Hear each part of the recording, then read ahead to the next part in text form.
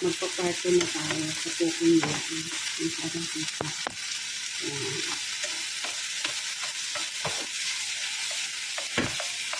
Dito palambutin natin kasi yung mga bata guys maselan sila sa pakiramdam. Pero okay naman tayo. Ilagay ko siya dito. Durog-durogin lang natin. Ayan. Pero huwag na itong gagawin ng ano, ako kasi nakuha ko na yung panlasa ng aking amo. Dapat sa simula, magtanong muna kayo sa inyong amo kasi may mga among maselan. Noon maselan dito. Pero katagalan. Kasi ganun na sila sa ano. So, nakita nilang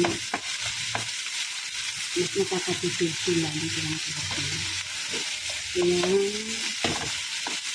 gusto niyong lagyan ng bawang para mas marami.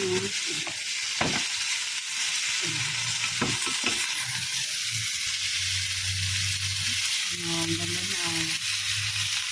Happy. Kasi parang umilit ka. Diba? Umilit lang natin.